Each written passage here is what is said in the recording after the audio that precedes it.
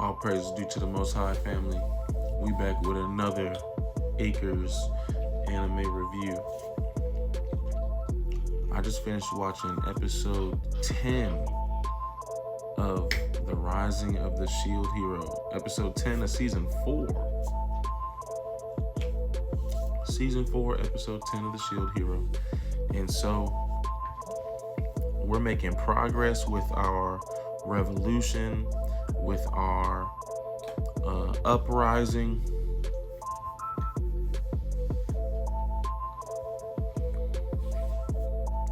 And last episode,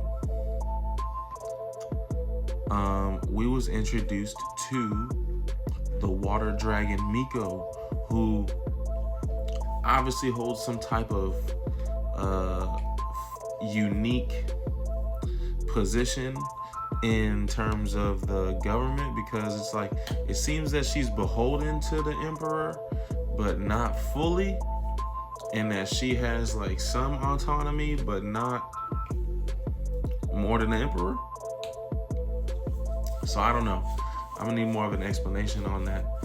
But so we were introduced to them by Zodia, right? That's who the water dragon Miko went by last episode. Now we see her name is Shieldina or something like that. Something more similar to our Sadina, right? Anyhow, so we are meeting with Zodia, aka Shieldina. Raftalia is, and they're basically negotiating how we're gonna handle this conflict moving forward, because obviously the government, the emperor, doesn't want a war, doesn't want an uprising, doesn't want a revolution. But obviously they don't want to lose their power either, right? So basically, Shieldina, Zodia, the water dragon Miko, offers Raftalia peace. They say, hey, let's end the war. Hey, we see that you're upset. Your army, your revolutionary army, will hire them in the government army. We'll give them positions. We'll give you a special position. That way all your mouths are fed. You're not oppressed anymore. Which seems like an appealing offer if you're a sellout, right? But so Raftalia is like, nah, I see the conditions of these people, and I see how the government and the emperor has misused their position and authority. So I'm trying to fix all that. So then, we're kind of expecting like a response after that to be something like confrontational and violent or threatening. But instead, Zodia says, okay, well, what if we give you the capital? That's what we're marching towards, the old capital. And so they were saying, what if we give you the capital? We'll remove the troops.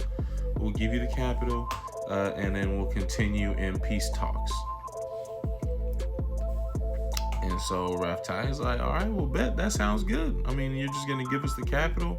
Like, that's where we was planning on headquartering ourselves. That's where I can go, and if by being Raftalia, I can go get this blessing, for this Empress blessing.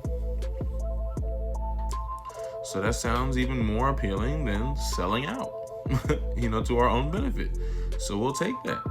Now, we weren't sure, I was waiting for the other foot to drop. I wasn't sure if she was just trying to get Raftalia to lower her guard for her to take her out right then and there. I didn't know if she was acting out on her own. I didn't know if the government knew exactly what the offers she was giving to Raftalia were. But so anyway, we find out that basically Zodia, Shieldina, was working on her own, right? Like against the wishes and desires and intentions of the government, of the emperor. So she basically gets berated for it and gets in trouble for it when she gets back to report, the happenings of the situation, and is basically ordered like, nah, you gotta go back and handle that dirty work for us, family. And so begrudgingly she does. And so she pulls up back to where we're headquartered at, to the capital. And I don't know. I mean, she came solo at the end of the episode. She didn't come rolling deep, or at least not, it didn't look that way. So I don't know what her intentions are. Does she think she can solo us? Because come on, girl. But if she's like putting on a facade and is trying to like be a traitor to her side, for our side, I don't know if she's thinking like that. But now in between our initial negotiations and the Water Dragon Miko going back to the capital, in between that, we went back home to Melremark. We updated the queen and Melty of the situation. We had Ren with us, so we went and got Itsuki, the sword hero, and a couple others. But so what I didn't mention was that we had found basically like hieroglyphics for the heroes, like it's in hero scripture or something like that, so they can read it. They can read it, and it basically tells them how to get stronger and how to use their weapons' powers and stuff. They really didn't learn anything they didn't already know per se, but they did unlock like an EP gauge, which they explained is kind of like key. Like I guess they can turn it on, turn it off, and change the level that they're outputting, to use like stronger attacks and techniques. It seems like that. So I don't know if we'll see new techniques or just like techniques that we've seen and then they're just stronger and leveled up. But so we had to make sure that Ren got in on that too. So we went and grabbed Ren.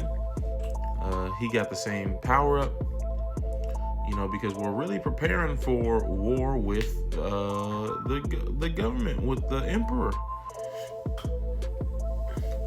Now what is planned to come up next is that Raphtalia has a one-on-one with the emperor herself, which is going to be interesting. Who knows how that's going to go down, because the thing about who's ordering the Water Dragon Miko, ordering Zodia, ordering Shieldina, was it looks like a brother and a sister couple.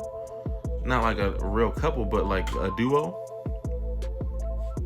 There's like this baby brother who's like an infant, and then this, young adult sister. It seems the relationship was,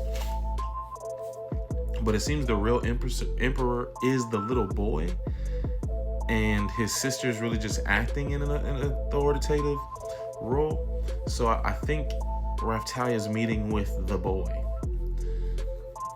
And then also, like I said, at the end of the episode, we seen the Water Dragon Miko pull up, and she was drinking water or sake or something to prepare in some way, but she's squaring up like right outside our house, and so we're gonna have to see what she's knocking on the door about.